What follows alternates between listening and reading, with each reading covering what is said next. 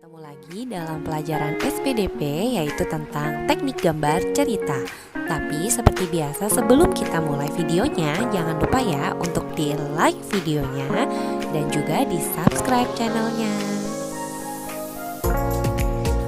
Pada pertemuan yang lalu kita sudah belajar tentang gambar cerita. Masih ingatkah kalian apa itu gambar cerita? Gambar cerita adalah gambar yang menjelaskan isi cerita. Gambar cerita juga menunjukkan kegiatan manusia atau hewan dalam suatu peristiwa. Biasanya gambar cerita dapat kita temui pada buku cerita anak yang berisi sebuah peristiwa, baik yang benar terjadi atau imajinasi. Lalu, bagaimana cara membuat gambar cerita?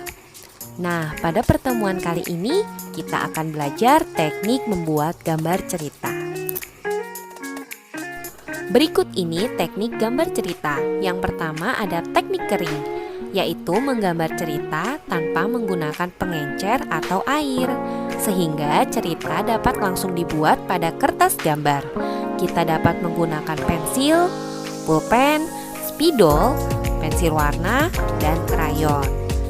Nah, berikut ini adalah contoh gambarnya ya.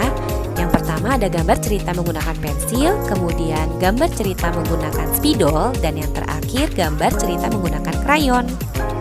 Berikutnya ada teknik basah, yaitu menggambar cerita dengan cat air, tinta, atau media lain yang membutuhkan pengencer atau air.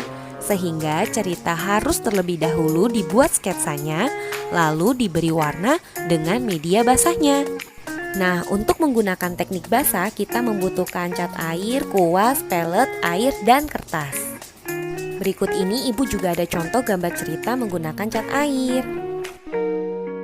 Macam-macam teknik kering. Yang pertama ada teknik arsir, yaitu teknik yang dibuat dengan menorehkan pensil atau spidol atau media lainnya berupa garis yang berulang-ulang sehingga akan menimbulkan kesan gelap terang dan kesan ada dimensinya. Kedua ada teknik blok, yaitu teknik menutup gambar dengan menggunakan satu warna sehingga menimbulkan kesan siluet atau blok. Selain ada teknik kering, juga ada teknik basah, yaitu teknik sapuan, teknik yang menggunakan bahan dengan campuran air di atas kertas atau bidang. Sekian dulu video pembelajaran kita pada hari ini. Terima kasih sudah menonton. Sampai jumpa.